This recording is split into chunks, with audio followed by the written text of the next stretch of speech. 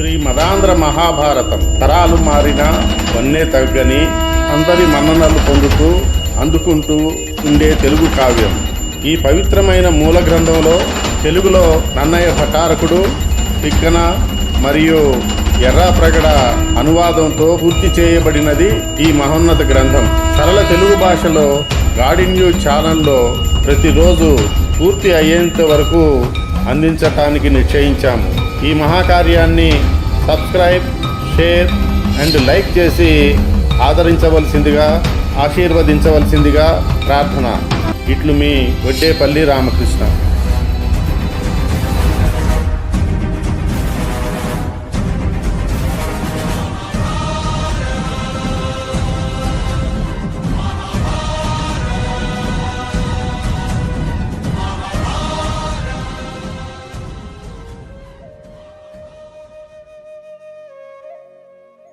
మౌద్గల్యుడనే మహర్షి, ఆయన భార్య ఇంద్రసేన అందగత్తె, ఆరోగ్యవతి, చెక్కుచెదరని యవ్వనపు ఖని, ఆపైన కామలాలస.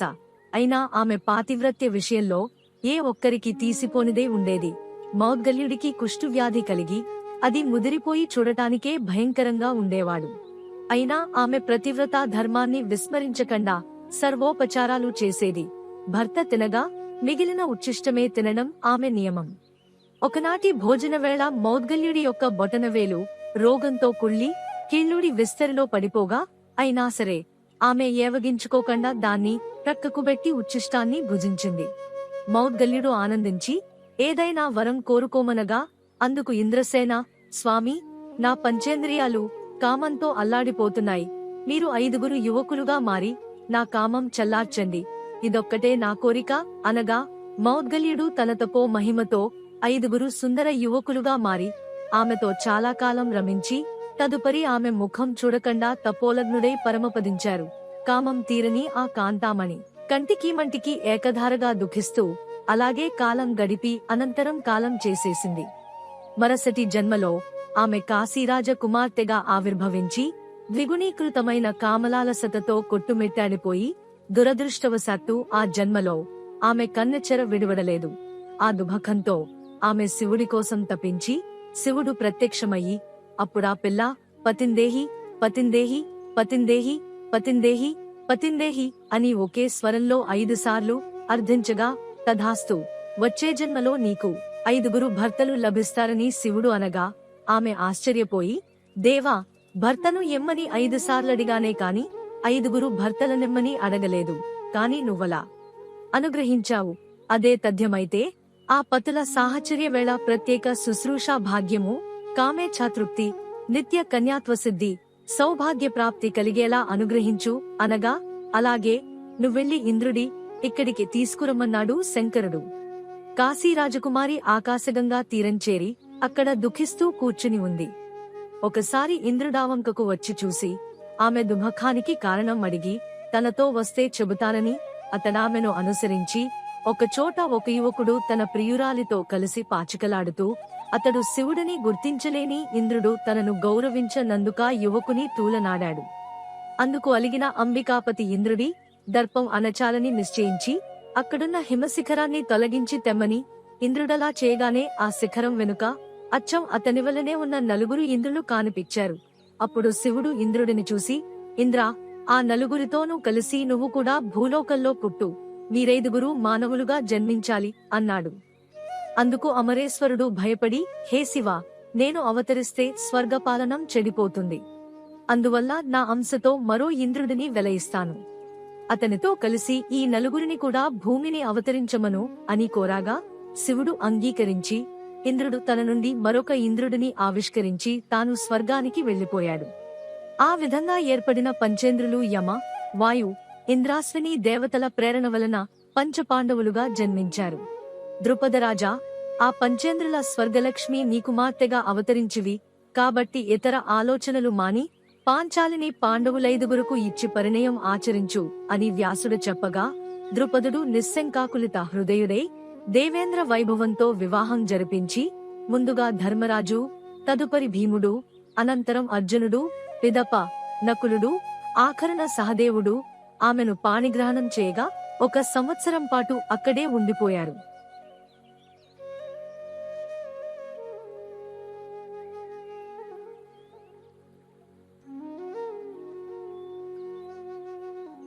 చారుల ద్వారా జరిగినదంతా తెలుసుకున్న దుర్యోధనాదులు చాలా బాధపడి లక్కేంట్లో పెట్టి నిప్పు పెట్టినా వాళ్లు తప్పించుకున్నారని తమ మనుషులే చచ్చిపోయారు.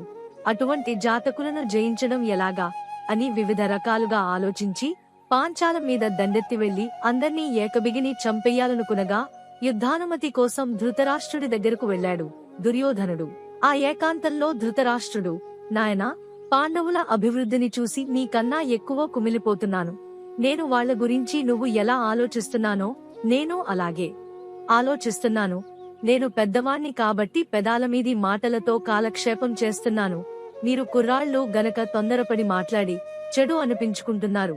యుద్ధం ఆలోచన బాగానే ఉంది, పెద్దవాళ్లతో సంప్రదించుదాం అని భీష్మ ద్రోణాదులతో సమావేశమయ్యి వాళ్లు చెప్పదగిన హితవు చెప్పారు.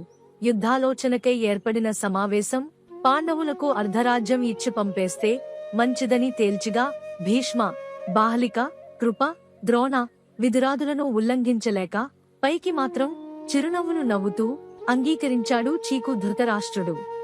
అనేకానేకము లైన కానుకలతో విదురుడిని పాంచాలానికి పంపగా విదురుడు వెళ్లి ధృతరాష్ట్ర సందేశాన్ని వినిపించి హస్తినాపురానికి ఆహ్వానించాడు. యుధిష్ఠిరుడు, ద్రౌపది స్వయంగా ఆనందంగా హస్తినాపురానికి బయలుదేరాడు.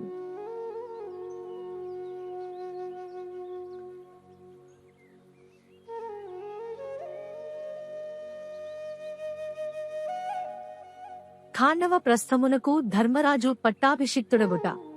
హస్తినాపురంలో పాండవులకు ఘనస్వాగతం లభించి ధృతరాష్ట్రుడు ధర్మరాజును ఎంతో ఆప్యాయంగా ఆలింగనం చేసుకుని, వీరనాయనా, లక్కేంట్లో ఏదో ప్రమాదం జరిగితే మాత్రం నువ్వు హస్తినాపురం రావాలిగాని అలా అడవులబడి వెళ్లడం ఏం పనిరా అని మందలింపుగా వెన్ను తట్టి శుభవేళలో వాళ్లని పాండురాజ మందిరంలో ప్రవేశపెట్టారు. భీష్మాదుల మంచి మాటలు చెవిలో జోరీగలవగా అవగా ఆహిత బోధల పోరుపడలేక ధృతరాష్ట్రుడు ధర్మరాజును పిలిచి, నాయనా, అనాదిగా మన కౌరవ వంశీయులందరికీ ఖాండవ ప్రస్థమే రాజధాని. కారణాంతరాల వల్ల మనవాళ్లు దాన్ని పాడుబెట్టేసి ఇలా హస్తినాపురం వచ్చేశారనుకో. నువ్వు సనాతన ధర్మతత్పరుడివి, అంచేత నీ అర్ధరాజ్యాన్ని ఆ భాగంగా తీసుకుని ఖాండవ ప్రస్థం రాజధానిగా పూర్వ ప్రభలని పునరుద్ధరించుకో. నీ యందు భక్తిగల వాళ్లెవరో వాళ్లు నీతో వస్తారు, ఏమంటావ్ అని అనగా, అనేందుకేముది, ఈ అర్ధరాజ్యం మాత్రం మేం అడిగామా, పెద్ద దవాడివి, నువ్వెలా అంటే అలాగే అని అనగా యుధిష్ఠిరుడు అది విని విదురుడు ధృతరాష్ట్రుడికి తగ్గ వాడివిరా నాయనా అనుకున్నాడు మనసులో. జనమేజనయ, ద్రుపదుడు, కృష్ణుడు, దృష్టద్యుమ్నుడు, బాహ్లికుడు మొదలైన రాజులందరూ 1008 ఏనుగుల మీద గంగాజలం వచ్చి పెద్దలనేకుల సమక్షంలో వ్యాసుడు వచ్చి ఖాండవ ప్రస్థానికి ధర్మరాజుని రాజుగా అభిషేకించి శుభముహూర్తంలో ఖాండవానికి ప్రయాణం కట్టించారు.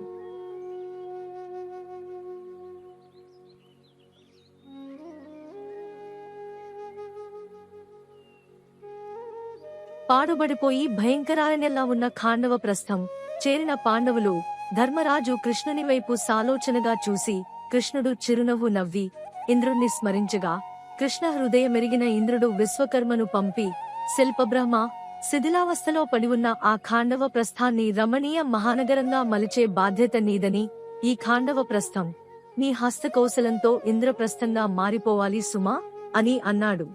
విశ్వకర్మ భూమికి వచ్చి శ్రీకృష్ణుడిని కలవగా కృష్ణుడి పర్యవేక్షణలో అత్యద్భుతమైన నగరాన్ని నిర్మించి ఆ శోభాయమాన నగరానికి ఇంద్రప్రస్థమని పేరు పెట్టి పాండవులు విశ్వకర్మను ఎంతో గొప్పగా సన్మానించి ధర్మరాజు ఆ ఇంద్రప్రస్థాన్ని పరిపాలిస్తున్నాడు. కారడవి కళ్యాణమయమైన నగరంగా పరిడవిల్లిందని తెలియగానే ఎందరెందరో తమ నివాసాన్ని ఇంద్రప్రస్థానికి మార్చుకొని మరికొందరు బ్రతికితే ధర్మరాజు పాలనలోనే బ్రతకాలని అక్కడికి వచ్చి చేరారు. ఆ విధంగా ఇంద్రప్రస్థం మరీ దినదినాభివృద్ధి కాదు క్షణక్షణాభివృద్ధి చెందుతూ కవిగాయక కళాకారుల ప్రశంసలందుకుంది. బృందాల పొగడ్తలను వింటూ కౌరవులు లోలోపల అట్టుడికి పోయారు. మనం ఏ రకంగానూ పాండవులను సాధించలేకపోతున్నాం కదా అని బెంగ పెట్టేసుకుని జ్వరగ్రస్తులైపోగా అయినా వాళ్లకి ఒక ఆశ లేకపోలేదు. అన్ని రకాల కలహాలకి ఆడదే ప్రధాన కారణభూతురాలవుతోంది. పాండవులు 5గురు, వాళ్లకి ఒక్కర్తే భార్య. అందువల్ల ద్రౌపది ద్వారా పాండవుల మధ్య కలహం రేపాలని అందుకు తగ్గ పన్నగాలు పన్నసాగారు.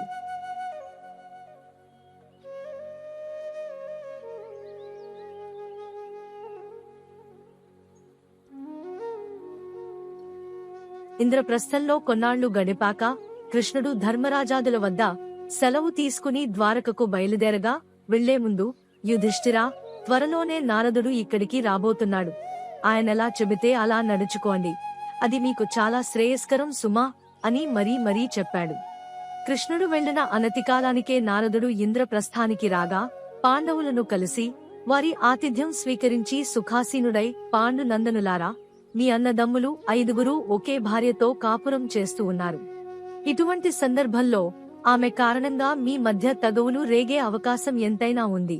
మీరు మంచివాళ్లే, ఆత్మసంయమనపరులే, అలాగే ఆ ఇల్లాలు కూడా ఉత్తమురాలే. అంత మాత్రాన సరిపోదు.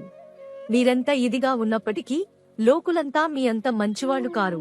ముఖ్యంగా పురుషుడి నీతికి, నడవడికి నష్టం తెచ్చేది స్త్రీయేనని మర్చిపోకండి. అందువల్ల అటువంటి స్త్రీ విషయంలో పురుషుడు అనునిత్యము జాగ్రత్తగా మసులుకుంటూ ఉండాలి. ఉదాహరణకు మీకు ఒక కథ చెబుతాను, జాగ్రత్తగా వినండి అని.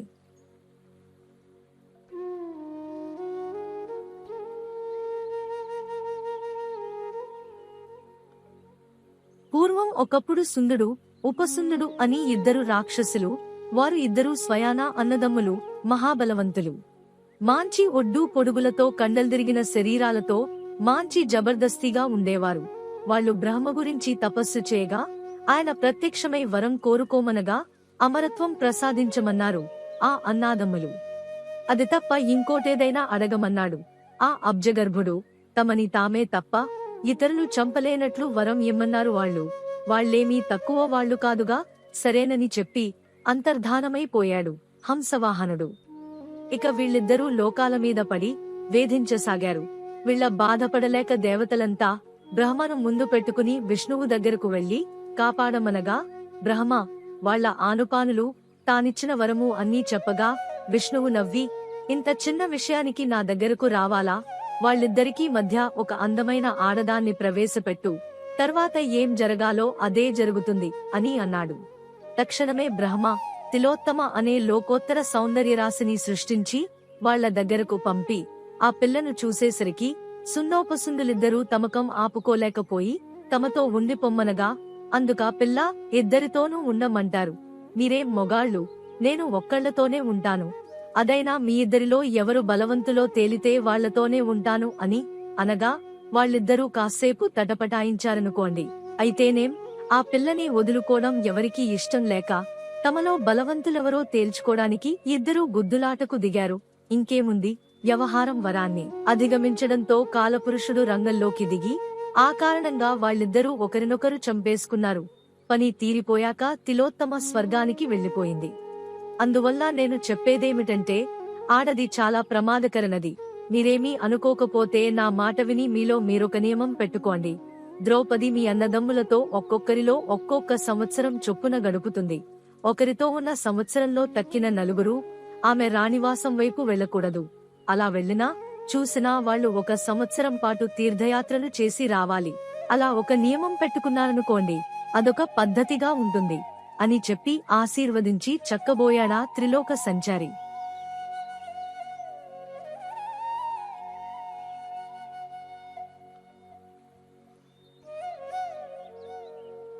నారదుడి సలహాను స్వీకరించిన పాండవులు ఆయన చెప్పినట్లే నియమవ్రతులయ్యి కాలం గడిచి ఒకనాడొక బ్రాహ్మణుడి గోవులను దొంగలు తోలుకుపోగా కాపాడమంటూ వచ్చి అర్జునుడికి మొరపెట్టుకుగా అర్జునుడు విని ఆలోచనలో పడి తన ధనుస్సు ఆయుధాగారంలో ఉంది. ఆ ఆయుధాగారం ధర్మరాజు భవనంలో ఉంది. ఆ సమయంలో ద్రౌపది ధర్మరాజుతో ఉంటోంది కాబట్టి అటు వెళ్లకూడదు. అలాగని బ్రాహ్మణ ధనాపహరణని సహించకూడదని ఆలోచించిన అర్జునుడు బ్రాహ్మణ ధనరక్షణే కర్తవ్యంగా భావించి రివున ఆయుధాగారానికి వెళ్లి తన ధనుర్బాణాలు తీసుకున్నాడు అని కోరగా ధర్మరాజు వారించాడు. బ్రాహ్మణ రక్షణార్థం చేసే పని వల్ల పాతిత్యం అంటదు అని చెప్పాడు.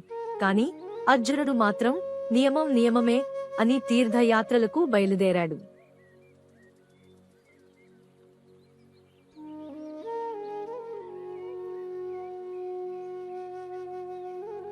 పండిత, పౌరాణిక, యాత్రా మార్గదర్శకులందరితో కలిసి అర్జునుడు ఇంద్రప్రస్థం నుండి సరాసరి హరిద్వారం చేరి అనంతరం గంగా తీరాన విడిది చేసి గంగలో స్నానం చేస్తుండగా ఉలూచి అనే నాగకన్యక అతనిని పాతాళ లోకానికి తీసుకుపోయింది.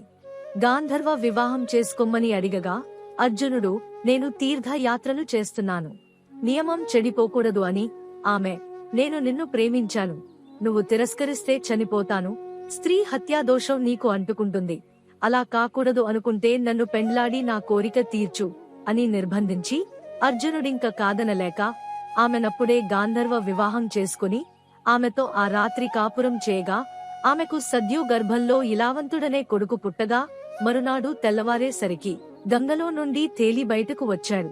వెంట వచ్చిన వారంతా అతన్ని చూసి చాలా ఆనందించారు.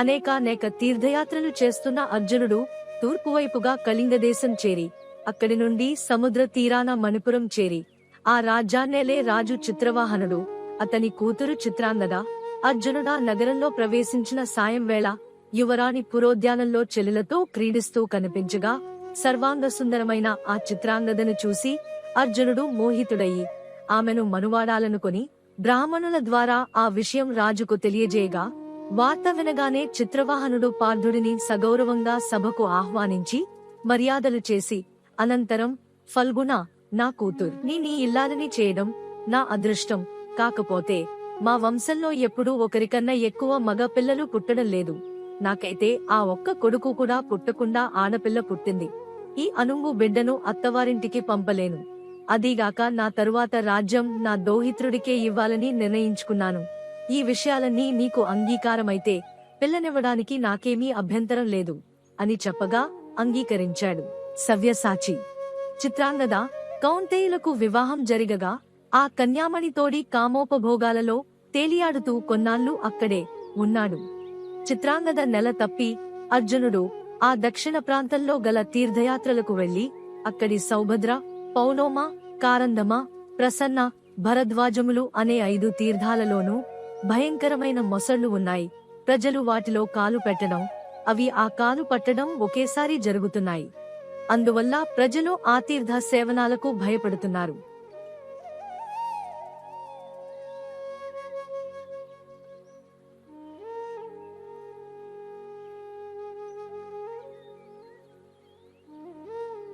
అర్జునుడు సౌభద్ర తీర్థానికి వెళ్లి అక్కడి మహాగ్రాహం విజయుడి కాలు గట్టిగా పట్టి అర్జునుడా మొసలిని బలంగా తీరం మీదకు విసిరివేశాడు. తక్షణమే మొసలి దివ్యాభరణ భూషితయైన అప్సరసగా మారిపోయి అచ్చిరువందన అమరేంద్రనందనుడు ఆమె వివరాలడిగాడు. అందుకామె, మహావీరా, నా పేరు వంద, అప్సరసను, ఒకనాడు నేను నా చెల్లులతో కలిసి విహరిస్తూ ఈ ప్రాంతాన ఒక తాపసిని చూసి నవ మన్మథాకారుడైన ఆ తాపసిని కవ్వించి కలుసుకోవాలని అనుకుని చెల్లులతో కలిసి ఆటపాటలతో కవ్వింపు మాటలతో ఎంతగానో ప్రయత్నించాం. తపోభంగానికి కినిసిన ఆ ఋషి మమ్మల్ని మొసళ్ళై తీర్థాలలో పడి ఉండమని శపించాడు. భీతావహలమైన మేము ఆయన పాదామీద పడి ప్రార్థించగా కరుణించి 100 సంవత్సరాల పాటు నక్రరూపాలలో ఉన్న పెదపమాచే పట్టబడిన వీరుడొకడు మమ్మల్ని గట్టున బెడతాడని, అక్కడితో శాపం గట్టెక్కుతుందని అనుగ్రహించి వీరవరేణ్య ఇతర తీర్థాలలో కూడా స్నానమాచరించి అక్కడ మొసళ్ల రూపాలలో ఉన్న నాచెలలు సౌరభేయి, సమీచి, బుద్బుద, లతలను కూడా ఉద్ధరించమని కోరగా అందుకు ఒడంబడిన సవ్యసాచి తక్కిన 4 తీర్థాల కృంకులడి తనను గ్రహించబోయిన శాపగ్రస్త జలగ్రహాలకు శాపవిముక్తలను చేసి మొసళ్ల పీడపోయి ఆ తీర్థాలు ప్రజోపయోగకరాలు కావడంతో అక్కడి వారంతా అర్జునుడిని ఎంతగానో స్తుతించారు. ఆ మీదట అర్జునుడు మళ్ళా మణిపూరపురం వెళ్లి అక్కడ చిత్రాంగద ఒక పుత్రుడిని ప్రసవించి అర్జునుడా కుమారుడిని చూసి ఆనందించాడు. ఆ బిడ్డకు బభ్రువాహనుడని పేరు పెట్టి అతన్ని మామగారికి వంశకర్తగా ఇచ్చాడు. పునః అక్కడి నుండి గోకర్ణాది క్షేత్రాలు దర్శించి ప్రభాస తీర్థం వెళ్లి ద్వారకా నగరం అక్కడికి చేరువ అని తెలియడంతో శ్రీకృష్ణ దర్శనార్థం ద్వారకకు చేరగా కౌంతేయుడి రాకచారుల ద్వారా తెలుసుకున్నాడు సౌరి.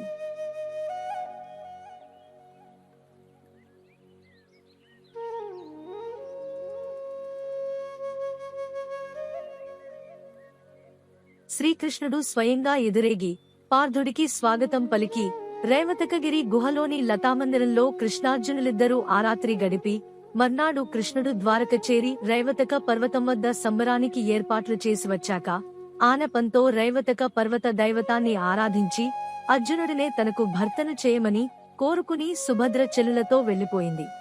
అదంతా ఉలూచి ప్రియుడు గమనిస్తూనే ఉండగా కొండకు వచ్చిన బలరామాదులు వ్రతదీక్షలో ఉన్న ఫల్గుణుడిని గుర్తించలేక ఎవరో యతి అనుకుని నమస్కరించి కృష్ణుడా విజయుడిని యతిగానే కొనసాగింపచేశాడు. సుభద్ర పట్ల పాండుసూతి మక్కువ తెలుసుకున్న వాసుదేవుడు ఆ యతి పూజార్థంగా చెల్లెలిని నియమించి ఆ కపట యతి సేవలో ముగ్ధాయిన సుభద్ర విజయుడి పట్ల తన విరహాన్ని బయటపెట్టి తనకు ఇంద్రనందనుడికి వివాహయోగం ఉందా లేదా అని అడగగా అప్పుడు సవ్యసాచి తానే అర్జునుడినని ప్రకటించి గాంధర్వ విధి వివాహానికి ఆమెను ప్రేరేపించాడు. అంతవరకు బావ అన్న ఆ భామ పెద్దవాళ్లని అడగమని చెప్పి అక్కడి నుంచి వెళ్లిపోయింది. ఇదంతా తెలుసుకున్న ఉపేంద్రుడు సాగర మధ్య ద్వీపంలో పశుపతీశ్వరుని పూజకు యాదవులందరినీ ప్రోత్సహించగా అందరూ ఆ ద్వీపానికి వెళ్లగా చూసిన కృష్ణుడు సాత్వికి ప్రభృతులైన కొందరు ఆప్తులతో రహస్యంగా ద్వారకకు వచ్చాడు. ఇంద్రాదుల నావెడకు రమ్మని నియమించి సుభద్రార్జునులకు కళ్యాణం ఇంద్ర సమక్షంలో అష్టదిక్పాలకుల సమక్షంలో ఏర్పరచాడు. వేదమంత్రాల నడుమ వేలుపుల నడుమ మంగళ తూర్యారవాల నడుమ అర్జునుడు సుభద్ర మెడలో 3 ముడులు వేసేశాడు. ఆ విధంగా వివాహం పూర్తికాగానే సర్వాయుధాలతోనూ సమలంకరించబడి వాయువేగంతో సాగేస్వాలు పూంచి సమాయత్తం చేయబడిన రథం మీద ఇంద్రప్రస్థానికి వెళ్లిపొమ్మని చెప్పి పంపేశాడు. సుభద్ర సహితుడై రథం మీద అమిత వేగంతో వెడుతున్న అర్జునుడిని చూసి ఏదో జరగరానిదే జరుగుతోందని భావించిన పృథుశ్రవసాది నగర రక్షకులు ఆ రథాన్ని అటకాయించబోయారు. పార్థుడు తనవాడి నారాచాలతో వారిని తరిమేసిన రక్షణ విధాన కుశలురైన వాళ్లందరూ ఒక్కుమ్మడిగా ఫల్గునుడిని చుట్టుముట్టారు. అర్జునుడు యుద్ధానికి సిద్ధపడి ఆ సందర్భంలో వీరసోదరి అయిన సుభద్ర పార్థుని నుండి పగ్గాలు తానందుకుని నొగలు మీదకు వెళ్ళింది. అపూర్వమైన సారథ్యంతో రథాన్ని పరుగులు తీయించి అర్జునుడు రధికుడై పుంఖానుపుంఖాలైన సాయకకాయంతో వారినందరినీ చీల్చుకుని ముందుకు వెళ్లిపోయాడు. అందుకు చెదరిన సభాపాలకుడు భేరీనాదాల ద్వారా పరాజయ వార్త ద్వీపంలో ఉన్న బలరామాదులకు తెలియజేశాడు. శీఘ్రమే వచ్చి జరిగిన దానికి ఆవేశపడబోయిన యాదవ వృష్ణా భోజ వీరులను కృష్ణుడు అల్లన ఉపశమింపచేసి అందరికీ సర్ది చెప్పి అమూల్యమైన ధనకనక వస్తు వాహనాలతో తనే స్వయంగా ఇంద్రప్రస్థానికి బయలుదేరాడు.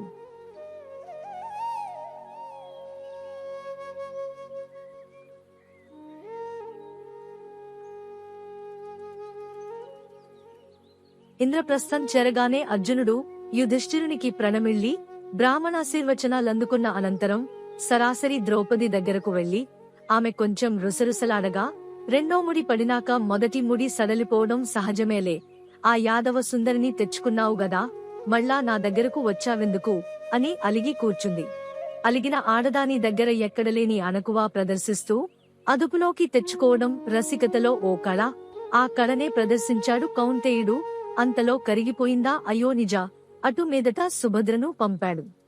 కుంతి ఆశీస్సులందుకున్న సుభద్ర ద్రౌపది మందిరానికి వెళ్లి ఆమెకు పాదాభివందనం చేసి మహారాణి, నేనిక మీచరణ దాసిని, అవేం మాటలు, సుభద్రను మృదువుగా లేవనెత్తుతూ పుట్టినింటా మెట్టినింటా కూడా కృష్ణ సోదరివేలేవే జానా అంటూ కౌగిట చేర్చుకుని వీరమాతవై విజయలక్ష్మిపై కలకాలం సిరిసంపదలతో తులతూగు అని దీవించింది. మరికొన్ని రోజులలోనే ప్రద్యుమ్నుడు సాత్వికి మొదలైన వారందరితోటి కలిసి వసుదేవ బలదేవ సహితుడై సుభద్రకు అరణమిచ్చేందుకు వచ్చాడు. వాసుదేవుడు ఆ ముచ్చట తీరిన తరువాత బలభద్రుడు పెద్దలతో కలిసి ద్వారకకు వెళ్లిపోగా కృష్ణుడు మాత్రం ఇంద్రప్రస్థంలోనే ఉండిపోగా ఆ కాలంలోనే అర్జునుడు సుభద్రయందు వంశోద్ధారకుడైన కుమారుడిని కన్నాడు.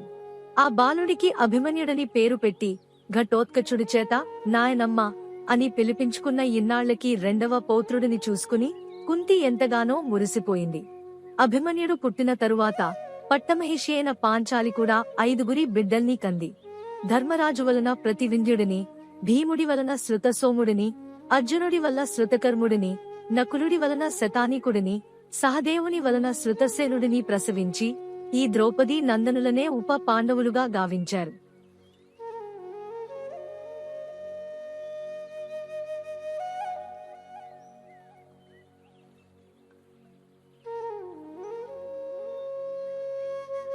అంతలోనే వేసవికాలం ప్రవేశించింది. కృష్ణార్జునులిద్దరూ పరివార సమేతులై ఖాండవ వనంలో మృగయ వినోదార్థం వెళ్ళగా అక్కడ వారినొక వృద్ధ బ్రాహ్మణుడు ఆశ్రయించి తనని కాపాడమని అభయమిచ్చారు బావమరుదులు. ఏం కావాలి అనగా, పట్టరాని అజీర్తి వ్యాధితో బాధపడుతున్నాను. ఈ ఖాండవంలోని ఓషధులన్నీ ఒక్క గ్రుక్కలో మింగివేయాలని బ్రాహ్మణుడు అనగా, అదెలా సాధ్యం అని అడిగారు యదు పాండునందనులు. మీరు ఊ అంటే చాలు, నేను తినేస్తాను, కాకపోతే ఇంద్రుడు అడ్డువస్తాడు అని బ్రాహ్మణుడు అనగా, ఏమీ అర్థంగాని కృష్ణార్జునులు అసలు విషయమేమిటో చెబితే ఇంద్రుడి నిద్రించైనా సరే అతనికి సహకరిస్తామని మాటనిచ్చారు. అప్పుడా వృద్ధ విప్రుడిలా, నర నారాయణులారా, మీకు నమస్కారం. నేను అగ్నిదేవుణ్ణి. చాలా కాలం పూర్వం శ్వేతకి అనే రాజు శతవర్ష సత్రం అనే యజ్ఞం చేశాడు. ఆ యాగంలో 100 సంవత్సరాల పాటు క్షణం ఖాళీ లేకుండా అతడు చేసిన ఆజ్యాహుతులలో నెయ్యి త్రాగి నాకు అజీర్తి వచ్చింది. ఈ బాధ భరించలేక బ్రహ్మ వద్దకు వెళ్లిన నేను, ఆయన ఖాండవ వనం దహించేయ్, అక్కడి ఓపదుల వల్ల నీవు ఆరోగ్యవంతుడవు అవుతావు అని చెప్పగా నేనీ ఖాండవం చేరాను. ఈ అడవిని దహించాలని ఎంత ప్రయత్నించినా ఇంద్రుడు అడ్డుపడుతున్నాడు. భయంకరమైన వాన కురిపించి విఘ్నం కల్పిస్తున్నాడు. అప్పుడు బ్రహ్మ, నరనారాయణులైన మిమ్మల్ని ఆశ్రయించమన్నాడు. అగ్ని చెప్పినదంతా విన్న అర్జునుడు, మేము పరాక్రమవంతులమే, పరిజ్ఞానయుతులమే, కాని తగిన పరికరాలు లేవు, అవి ఏర్పాటు చేస్తే సహకరిస్తాం అన్నాడు. అనుక్షణమే అగ్ని వరుణుడిని స్మరించి, అగ్ని ప్రార్థనపై వరుణుడు అర్జునుడికి గాంధీవాన్ని, అక్షయ తూణీరాలని, దివ్యాస్వ సమలంకృత దివ్య రథాన్ని ఇచ్చాడు. కృష్ణుడికి గదను, చక్రాయుధాన్ని ఇచ్చాడు. పరికరాలు చేతికందగానే పార్థుడు శ్రీకృష్ణుని అనుమతి మీద పావకుడిని తన పని కానిచ్చుకోమన్నాడు.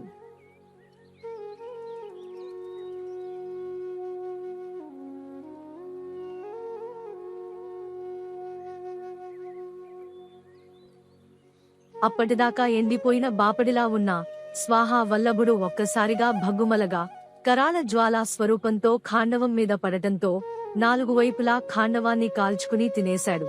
ఈ వార్త తెలిసిన ఇంద్రుడు ఖాండవ వనం మీద వర్షించవలసిందిగా కారు మబ్బులకు ఆజ్ఞాపించి, ఉరుములతో మెరుపులతో క్రమ్ముకు వస్తున్న ఆ జలధరాలను ముందే గుర్తించిన పార్థుడు తక్షణమే ఖాండవావరణం పైన ఒక రక్షక చక్రాన్ని బాణాలతో నిర్మించి, దిగువ నుండి ఎగిసే మంటల సెగ తగలకుండా పైనుంచపడే కుంభవృష్టి చినుకైనా నేలకు పడకుండా అమర్చిన ఆ చక్రం వలన కురిసిన కుంభవృష్టి వృధా అయిపోయి, ఇంద్రుడికి ఆప్తమిత్రుడు తక్షకుడు, ఆ తక్షక పన్నగేంద్రుని కొడుకు అశ్వసేనుడు తన తల్లితో సహా ఆ అడవిలోనే ఉంటుండగా, అతని రక్షణ కోసమే ఇంద్రుడా అడవిని అగ్ని సోకకుండా కాపాడుతున్నాడు.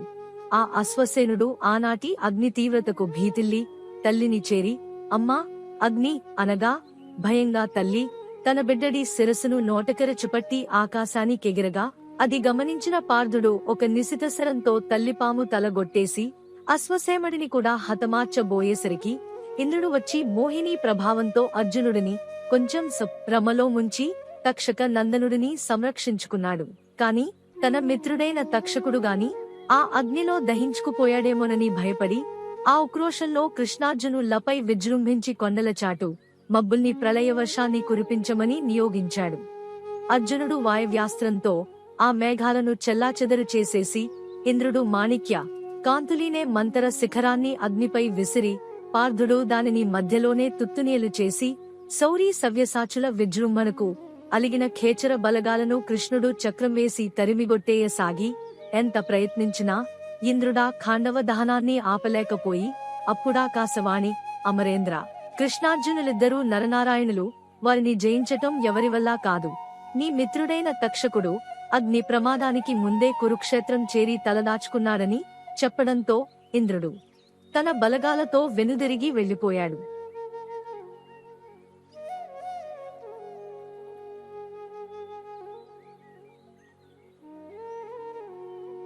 ఖాండవవాసి అయిన నముచి దానవుని సోదరుడు మయుడు అగ్ని బారి నుండి తప్పించుకునేందుకు తక్షక గృహం చేరి అక్కడ కూడా రక్షణ లేకపోవడంతో ఏమిదారి అని వెదుకుతున్నాడు. అది కనిపెట్టి కృష్ణుడా మయుడి మీద చక్రం వెయ్యబోయి, ఆ లోపలనే మయుడు అర్జునుడిని శరణు వేడటంతో కృష్ణార్జునులిద్దరూ కూడా అతనికి అభయం ఇచ్చారు. జనమేజయ, ఆ విధంగా ఆనాడు దహింపబడిన ఖాండవారణ్యంలో ఆ వనవాసులైన వారిలో ఇంద్రుని వలన అశ్వసేనుడు కాపాడబడ్డాడు.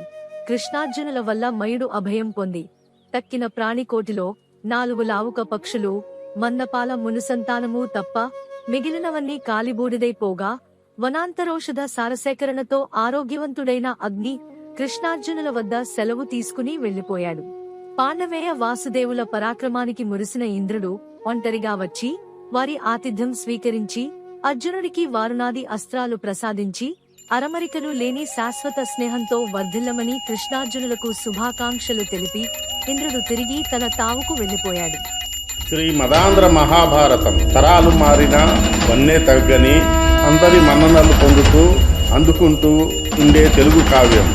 ఈ పవిత్రమైన మూల గ్రంథంలో తెలుగులో నన్నయ్య భట్టారకుడు, తిక్కన మరియు ఎర్రాప్రగడ అనువాదంతో పూర్తి చేయబడినది ఈ మహోన్నత గ్రంథం. సరళ తెలుగు భాషలో గాడి న్యూస్ ఛానల్లో ప్రతిరోజు 30 నిమిషాలు పూర్తి అయ్యేంత వరకు అందించటానికి నిశ్చయించాము. ఈ మహాకార్యాన్ని సబ్స్క్రైబ్, షేర్ అండ్ లైక్ చేసి ఆదరించవలసిందిగా, ఆశీర్వదించవలసిందిగా ప్రార్థన.